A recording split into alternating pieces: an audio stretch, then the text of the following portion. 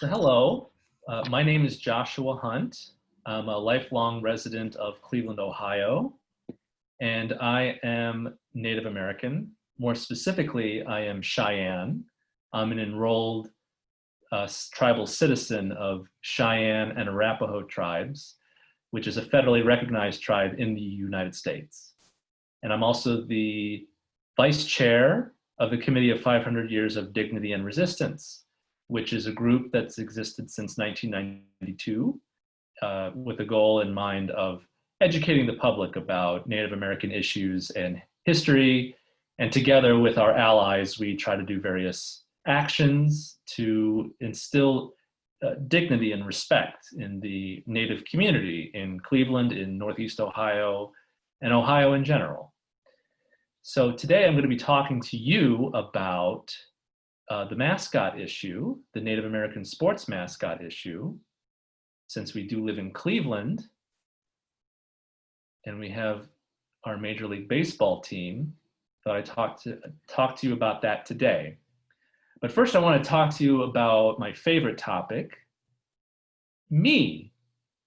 I want to just kind of let you know and to let you get to know me a little better, who I am as a person, a Cheyenne person, an indigenous person, share with you a little bit of Cheyenne history, and then I'll go into why the mascots should be eliminated.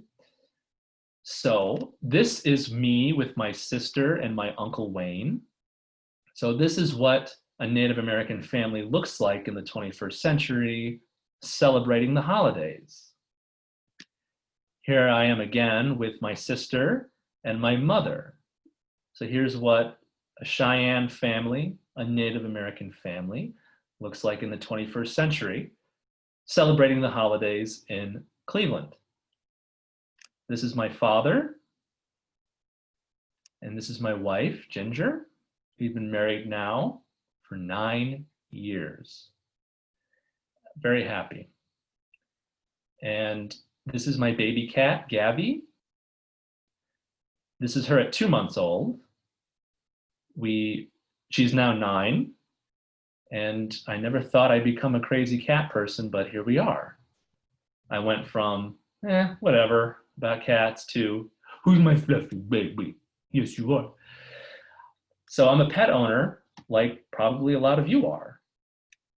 And I also I'm a big fan of various pop culture things like video games, movies, television, just like you. And ask yourself, do you love a piece of pop culture, like a movie or a TV show, so much that you would go to 4 different Goodwill stores to put your costume together to be a character from that show or movie? I certainly did, because I love Stranger Things so much. Did everything, the socks, the Eggos, the bloody nose, I shaved my head, because that's how much I love that show. And I'm sure there's lots of shows and things that you love too. We're a lot alike. This is the Northern Cheyenne flag insignia. I think of us as one people, as one nation, the Cheyenne. But colonization forced us apart. So we're now 2 separate federally recognized tribes in the United States. This is the Northern Cheyenne, and this symbol is the Morning Star.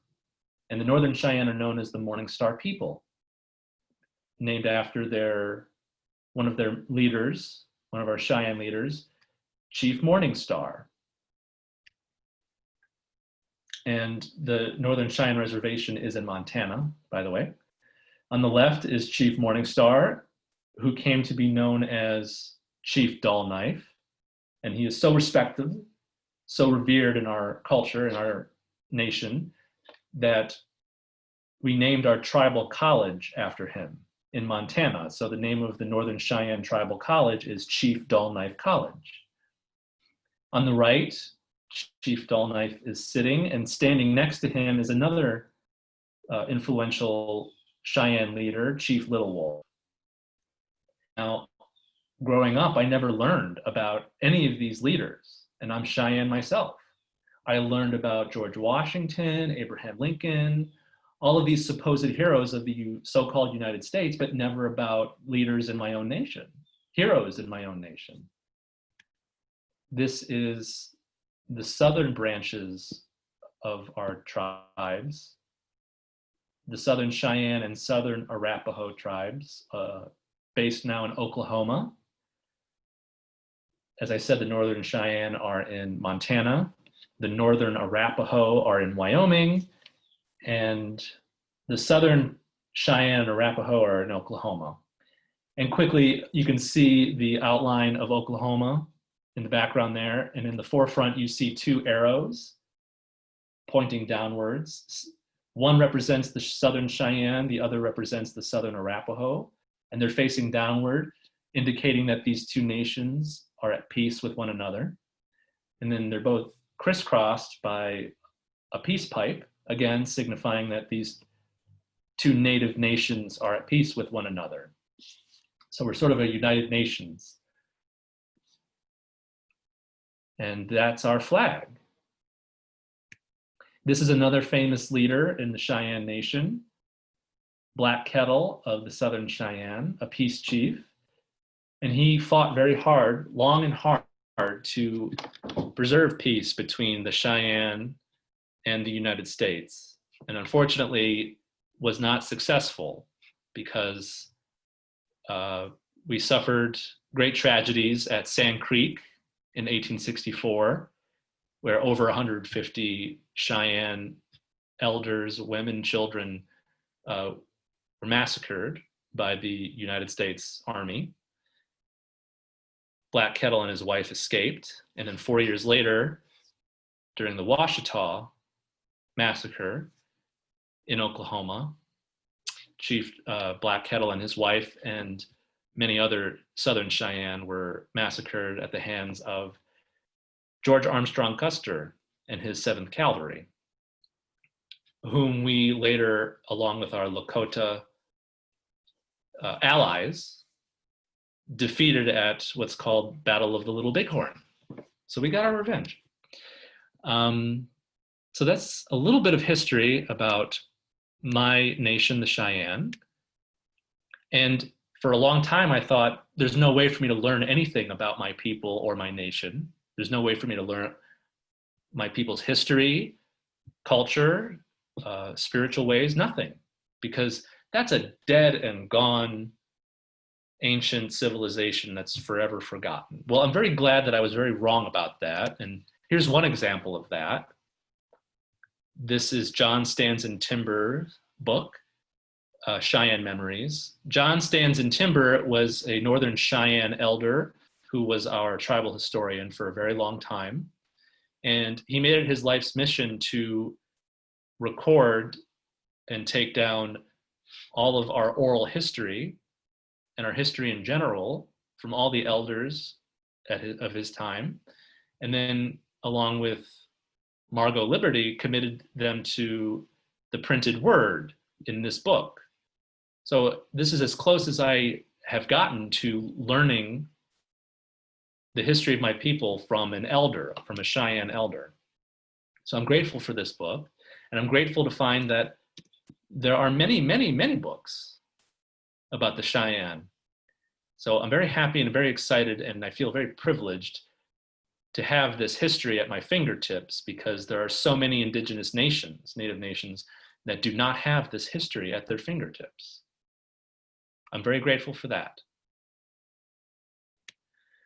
I wanted to find out who my relatives were, who my Cheyenne family were, and I've been doing a lot of research, and sitting in this photograph is my great-great-grandfather, Robert Sandhill, and then sitting on our left is my great-great-grandmother, Stands Silent.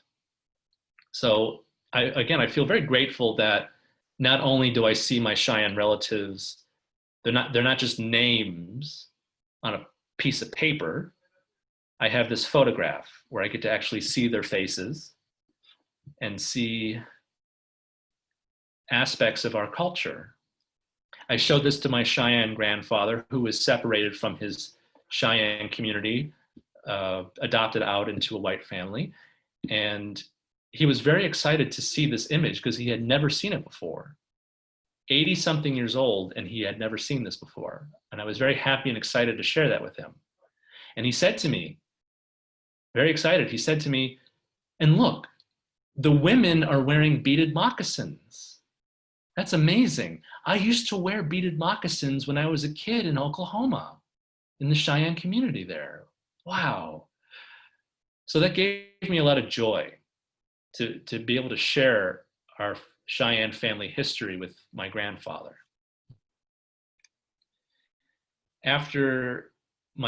During my undergrad at Cleveland State University, I took a couple of classes in Native American history. And after those classes, getting a nice overview of Native American history in what is now called the United States, I had this feeling that there's something very wrong with the Cleveland Major League Baseball team and its name. There's something very wrong about that. And it should not be that name should not exist. This team should change its name. And I couldn't put my finger on it. Why? Why should the Cleveland baseball team change its name? And after a while, I've finally come to the core arguments, which I'm going to share with you today. I'm going to explain exactly why should the Cleveland baseball team change its name, and why should Native American sports mascots and team names be eliminated from professional teams and from public schools. So there are three core arguments. There are three core reasons why these mascots should be eliminated, should be gotten rid of. They perpetuate racist stereotypes. There's decades worth of research demonstrating that these mascots cause real measurable harm to Native Americans and also to non-Native Americans. And Native Americans, we have no control over this imagery. We have no control over these team names. If we did, we'd change them immediately. We'd get rid of them immediately. It's the dominant white culture that controls these team names and mascots. And now I would like to elaborate on each one of these. Academics who study racist stereotypes have identified two major stereotypes regarding Native Americans. And the first one is the noble savage stereotype. And this stereotype conveys the notions that all Native Americans are childlike, primitive, silent, and at one with nature. And then there's the bloodthirsty savage stereotype. And this stereotype conveys the notion that all Native Americans are wild, aggressive, violent, and brave. And it's the bloodthirsty savage stereotype that is most appealing to sports teams and their fans.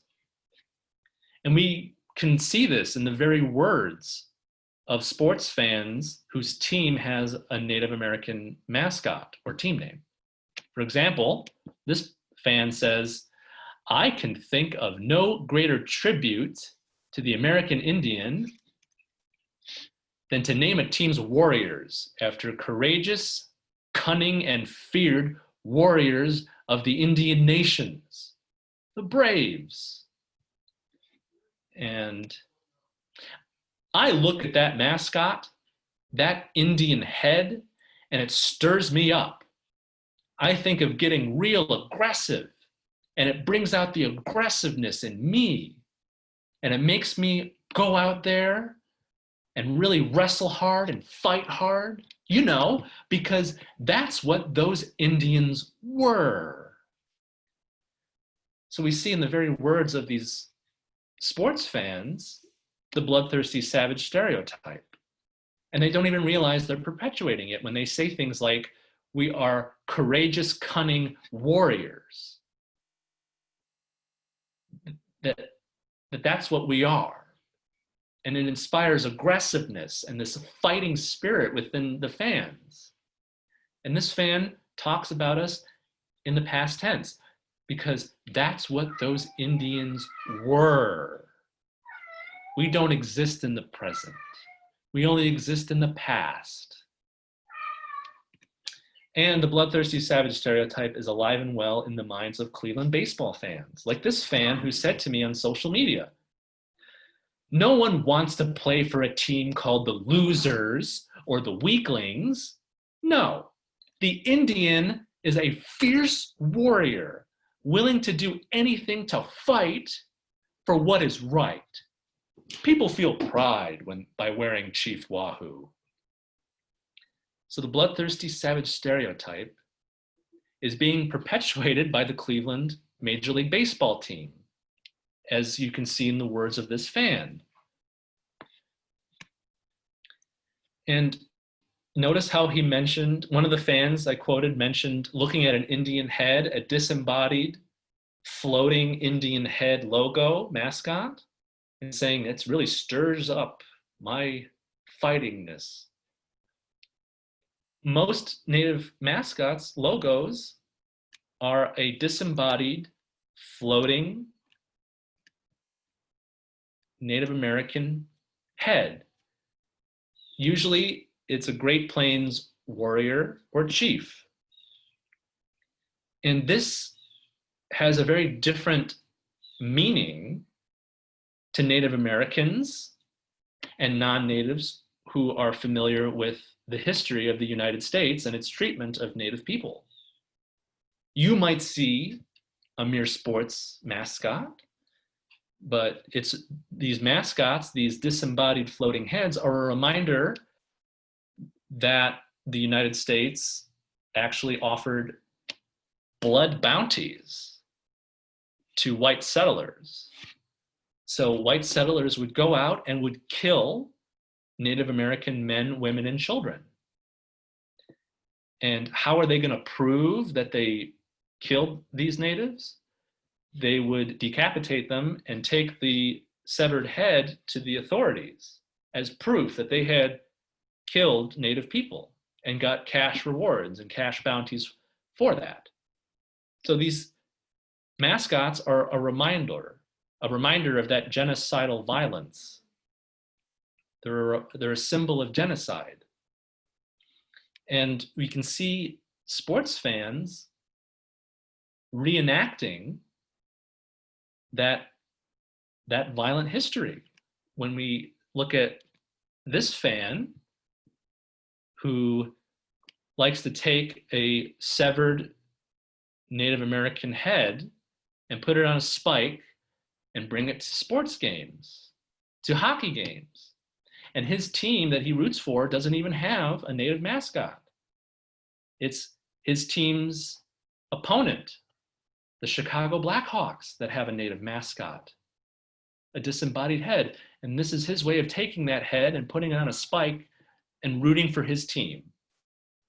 So that's the kind of hostile, racist environment that these teams foster and encourage in their fans. And this same fan likes to take that severed head and he likes to take it to football games. Same thing. And without even realizing it, or maybe he does, I don't know, he is reenacting that genocidal violence, that history, that proud settler colonial history carried out by his ancestors. So there's a historical context here that puts things in a different light when you see things like this.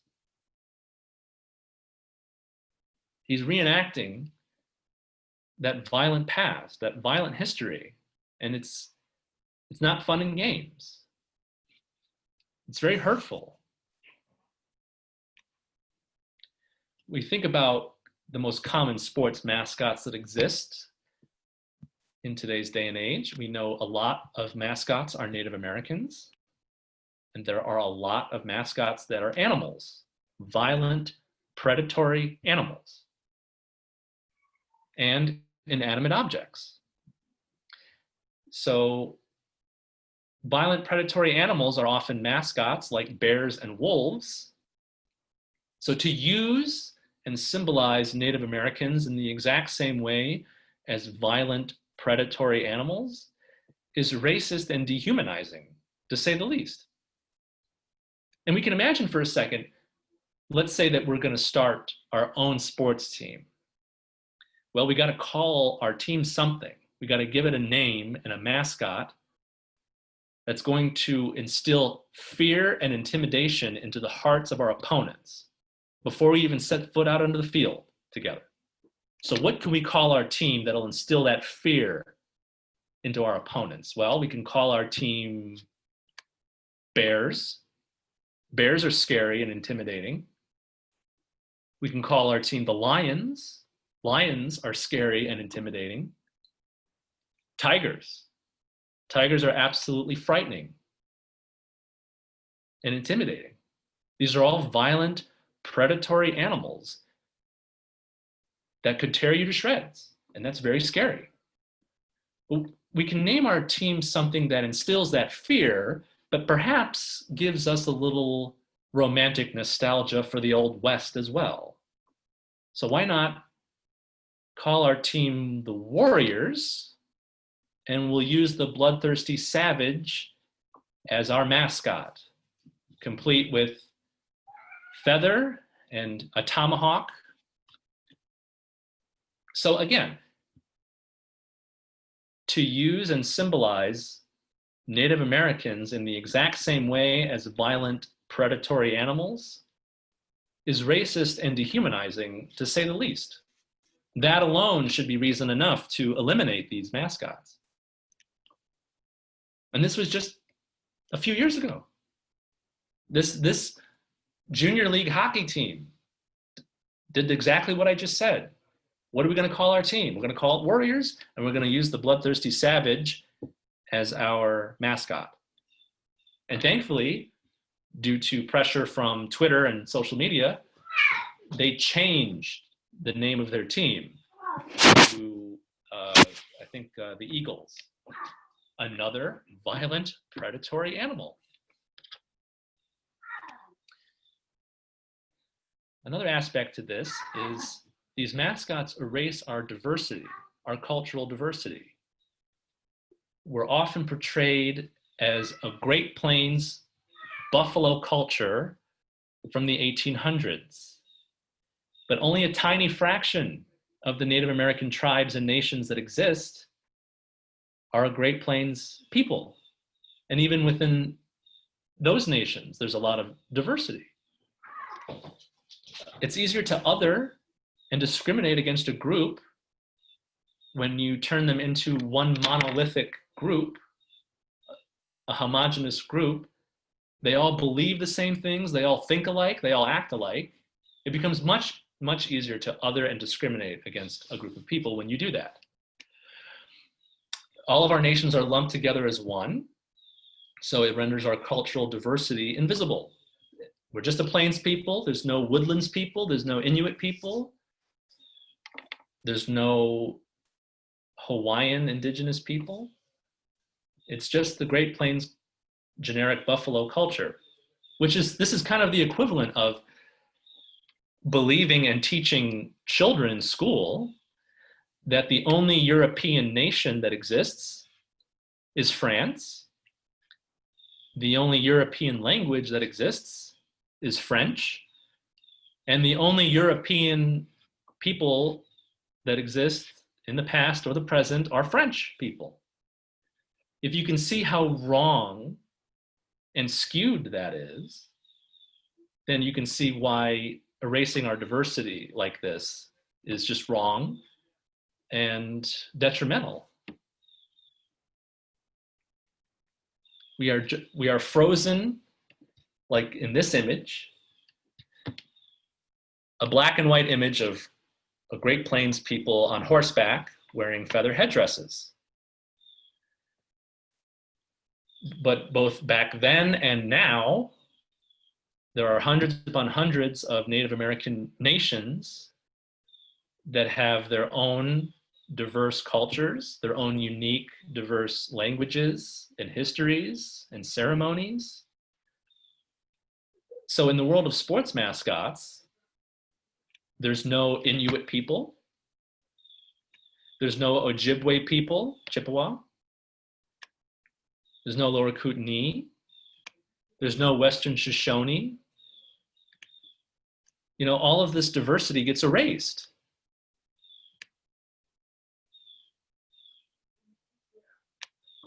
I don't know how many of you are fans of Star Wars, but I'm willing to bet money that George Lucas based his character Princess Leia, at least her hairstyle, on Hopi culture, or perhaps another indigenous culture.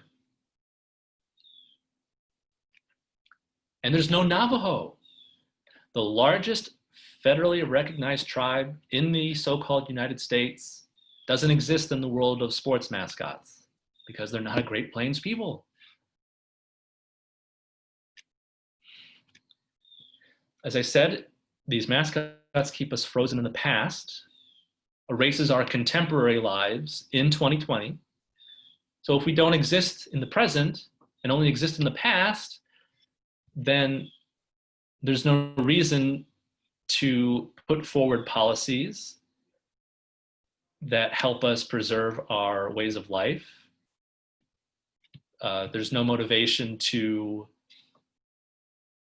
solve the epidemic of missing and murdered Indigenous women. Often, people will put forward legislation or policies or vote for legislation or policies that is detrimental to our lives, our ways of life, our ancestral lands. Well, it's okay to do all these horrible things to Native people because we don't exist anymore. We all died in the 1800s. So it erases us from the present. But we still exist. As these wonderful books, just the titles alone say it all. We are still here. We are still here. We are your neighbors. We are your colleagues. We are your classmates. We are your patients. We exist in the 21st century. This is a wonderful project, Project 562. 562 referring to the number of federally recognized tribes at the time that this was conceived. Now the number is 573, I think. Matika Wilbur is an Indigenous woman and photographer who made it her mission to go to each and every Native American tribe, nation that she could, and take beautiful photographs that represent Native people in a respectable light, a present day light as human beings with diversity, with interests that are just as diverse as yours or mine, etc. And her work is beautiful because she portrays us as human beings, not as stereotypes, living in the present day.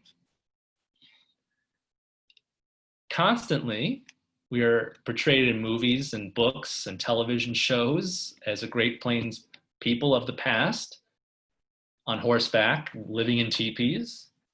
And Matika Wilbur has made it her mission to flip the script on that and represent us for who we are, which is human beings who are members of diverse cultures and communities, just like any other group of people. And yes, there are such a thing as Native American identical twins. So Project 562 and Matika Wilbur does amazing, wonderful work. I recommend you check out that website and the podcast.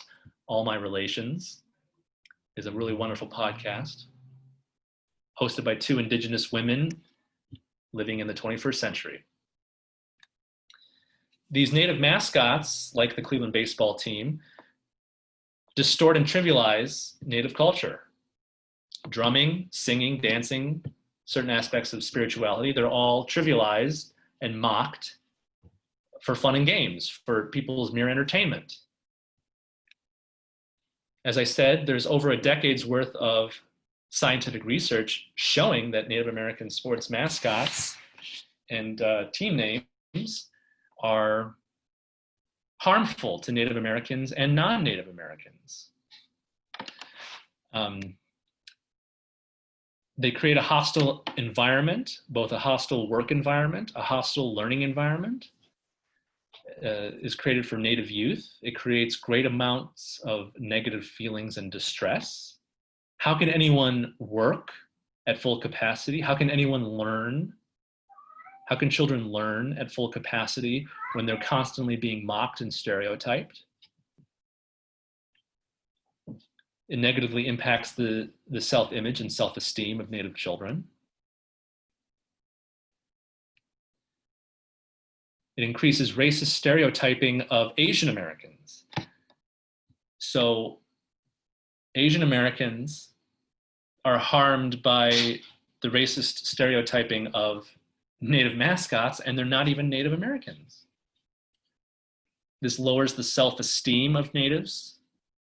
It damages ability to imagine possible future selves. And it damages community worth, that feeling of confidence one has in one's Native community. So it instills these feelings of shame and embarrassment for being Native. Look what it does to students in high schools. So non-Native students in high schools will have pep rallies and they will throw up banners like this. Hey Indians, get ready to leave in a trail of tears round 2. And this other high school, Trail of Tears. These are high school students. This is our nation's youth.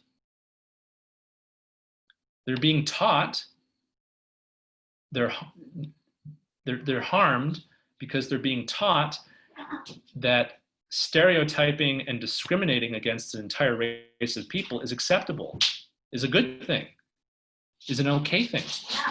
Hey Indians, get ready for a Trail of Tears Part 2.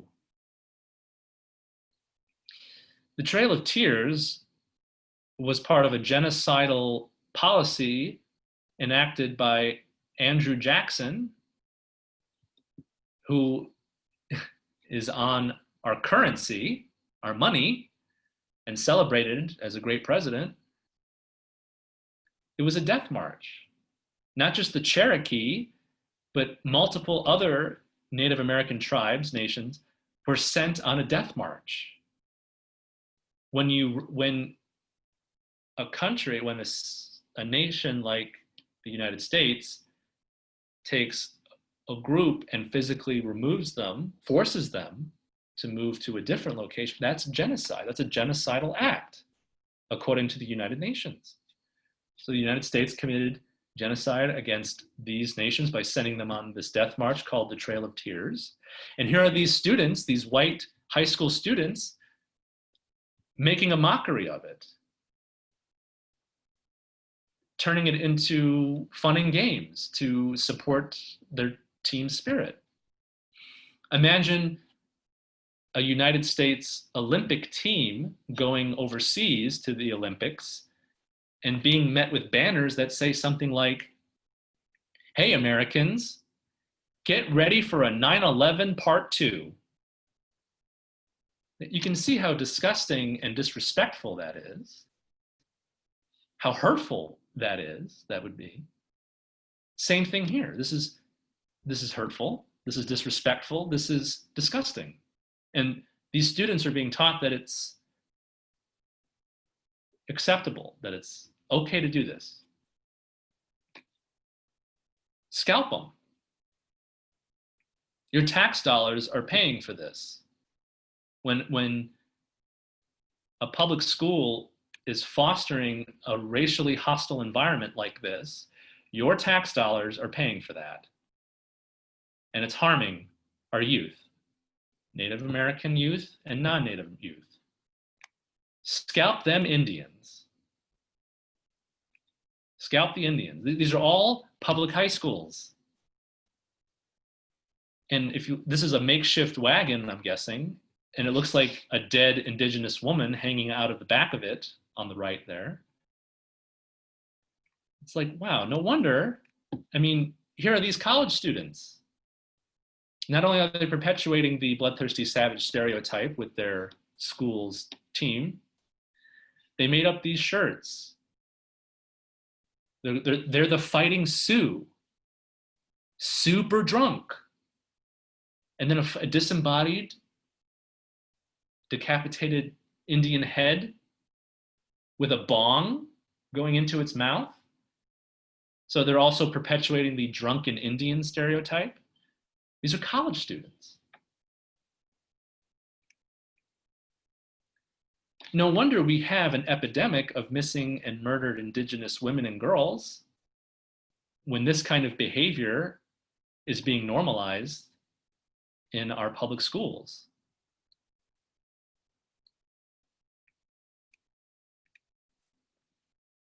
And here are these high school students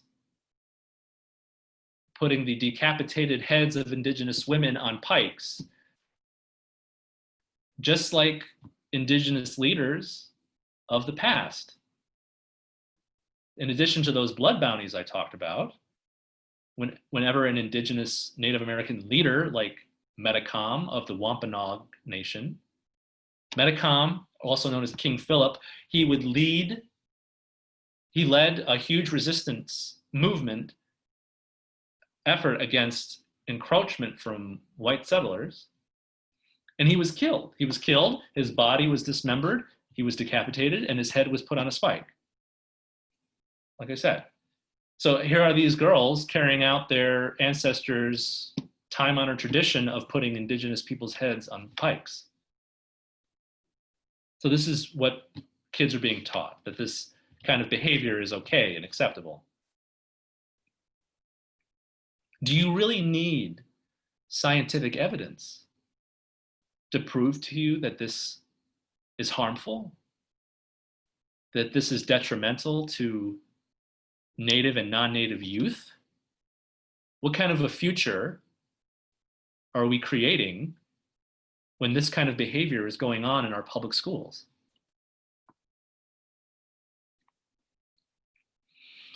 So we have no control over these images or these team names, and we should have control. It is the white dominant culture that controls these names and images. We have little to no power over them. We have no power over the Cleveland Major League Baseball team. Otherwise, we would have changed it decades ago, like we've been demanding for literally 60 years. 60 plus years, Native Americans in Cleveland, in Ohio, and all across the nation have been calling on the Cleveland Major League Baseball team to change its harmful racist name. If we had any control, we would have changed it decades ago. And non-natives love to claim that these mascots honor Native Americans. This is not true for all the reasons I've already told you. Racism honors no one. Racist stereotypes honor no one. We don't honor a people by harming them. And that's what these mascots are doing. So that alone makes this a lie, makes this false. Another layer to it is over 100 Native American tribes and tribal organizations have been calling for the elimination of these harmful mascots for literally decades.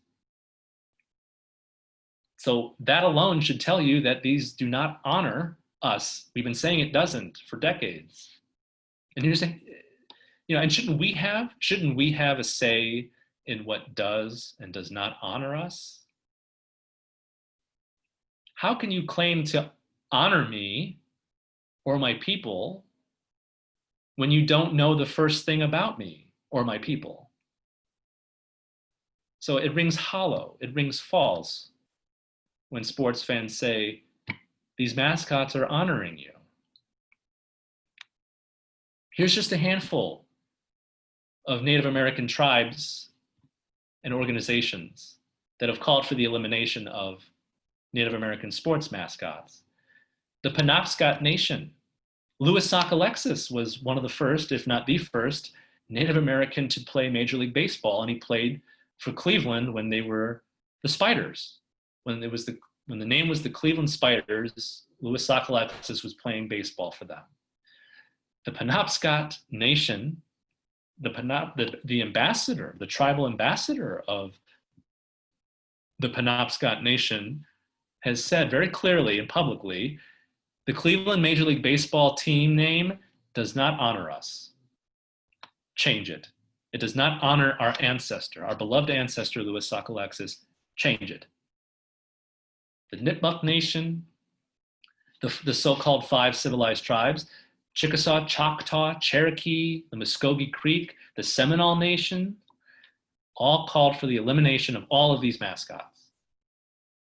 The National Congress of American Indians is the oldest and largest Native American organization in the United States, representing over 200 Native American tribes.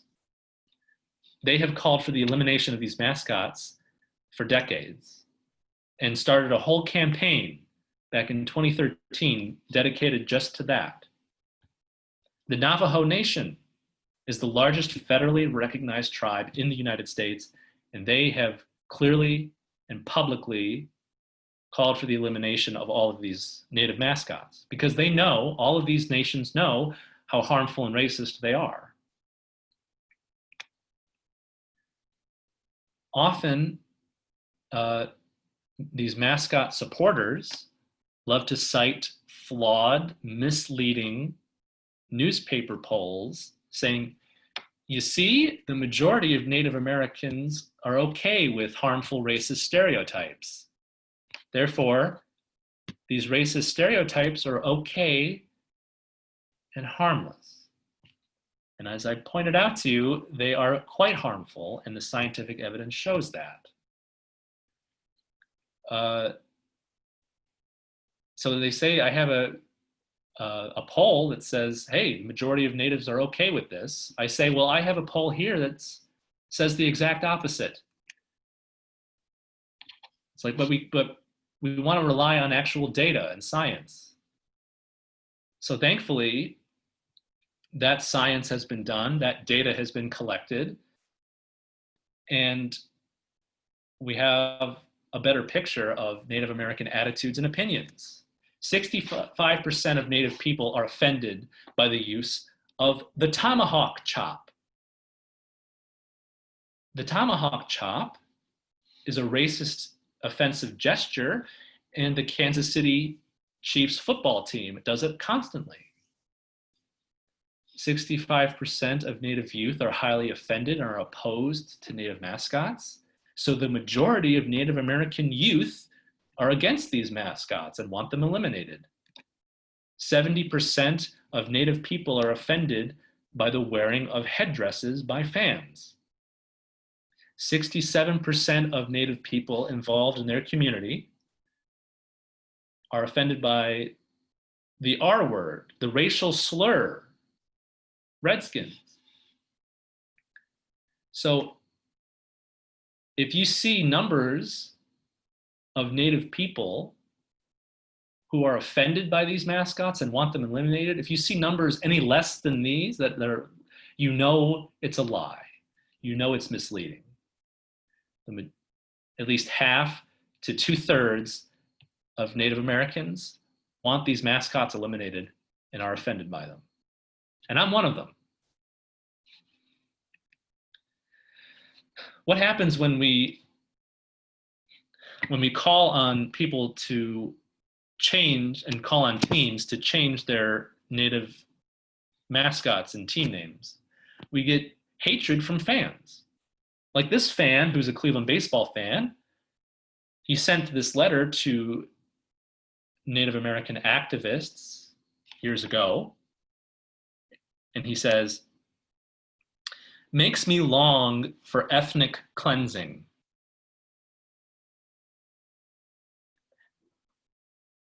The same fan goes on to say, we should have exterminated your kind when we had the justice and the law on our side. Now it's too late. So we'll just have to let you sorry SOBs self-destruct. This is hatred. What is going on in this Cleveland baseball fan's mind to where he's gotten to the point where he wants to see me, my mother, my sister, my uncles, my cousins, and my grandfather wiped off the face of the earth than have the Cleveland baseball team change its name.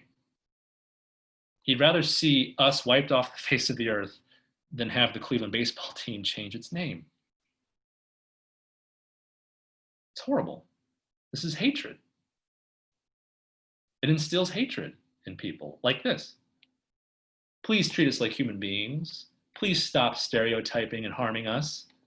And this is what we get in response. Makes me long for ethnic cleansing.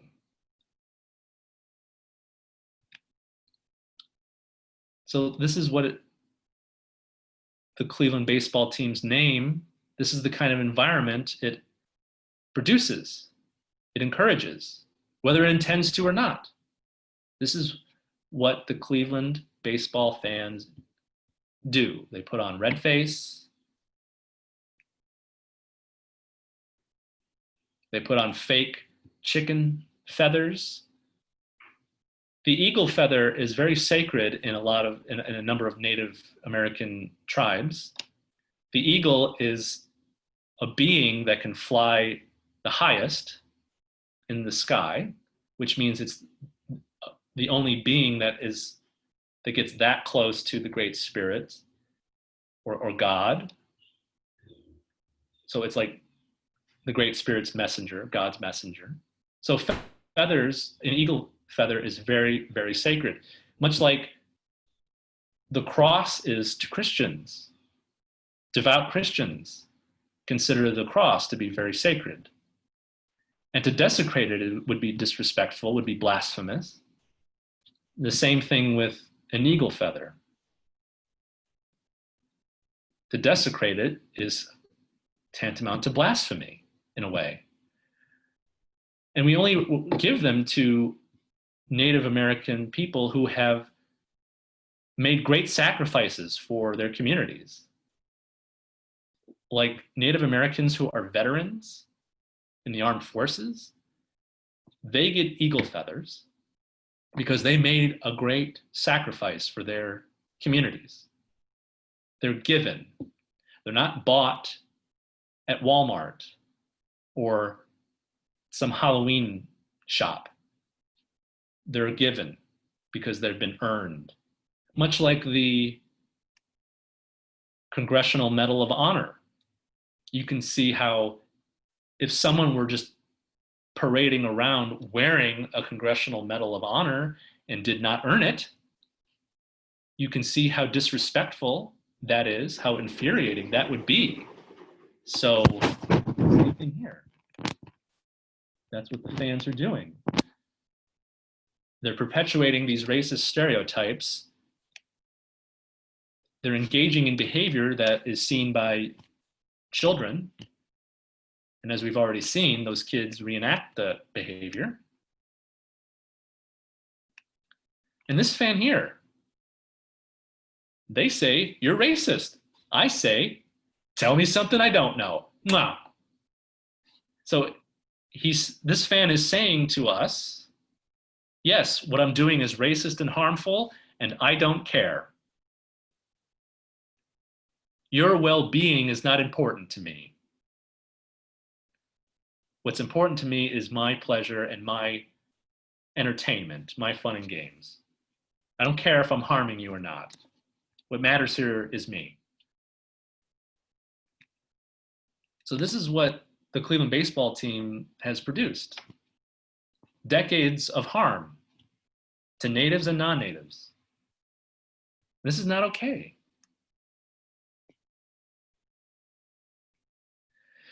So contrary to popular belief, Native Americans are still here. We are still fighting. We are still fighting to protect the land, to protect our sacred sites from invading oil pipelines. We are resisting erasure, like these mascots like to do, like pop culture and other things like to do. We're resisting that erasure, amongst other things. We're protecting the land, the water from desecration. We're trying to protect Mother Earth because it's the only home that we have. We are still here. We are still hoping. We're hoping for a better future for our children, for our communities. We're thinking 7 generations into the future. How is what I'm doing now going to impact 7 generations ahead of me? That's how far into the future we're thinking.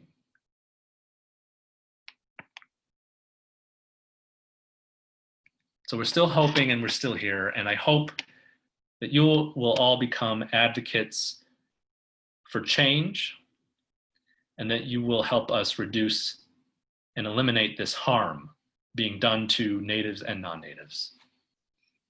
Thank you. Thanks, Josh. That's very powerful. I was tearing up a little bit at some of that. I didn't realize how much it's perpetuated until you showed me. Thank you. I see we have one other person. Ed, do you have any questions for Josh? No, it was very enlightening, and I hope more people can see it, especially the Cleveland fans, because they don't realize what they're doing, the harm they're doing. Did you hear me? Oh, I just turned up my computer. I can hear you a little bit now. I heard that it was very enlightening, and then I kind of, it cut out a little bit. Yeah, I said I hope a lot of other people can see it, especially the Cleveland fans, because they just don't know what they're doing. Yeah, so we are going to share this on our OCCA YouTube page. And hopefully, if you are a subscriber, it'll be shared in the email and over Twitter, so we can spread the word. And then we'll have a vote to see if OCCA will support this. But is there a way, Josh, that individuals can support the petition? Yes, we also have. Well, this is this link here in the chat is that blog post I told you about, where it explains this issue and gives a lot of information on it. But we do have a petition for individuals to sign on to, and the language that's used in it is the same language used in the one that we're trying to have organizations like OCCA sign on to. So yes, there is. And I will email that to you so you can send that out as well. Thank you. Thank you so much. Absolutely. Very enlightening. I really enjoyed it. And I know from our phone conversation, I do wish that there was some kind of museum around this area that could explain more about the history of the Native people. Yeah, and it would be a balance to show us our, those important histories, but also make sure you keep reminding people that we still exist in the present. Yeah. Any other questions or parting comments? No, we have 2 minutes. I used to live in South New Mexico, and I worked on the South government office in the accounting office, so I'm really a little, more familiar than the average person with Native Americans. Some of them were my friends, so keep up the good work. Thank you so much. All right, thank you. Thanks, Josh. Thanks for joining us, Ed. All right, have a good weekend, everybody. You too. Thanks for having me. Take care. Thank you. Bye-bye.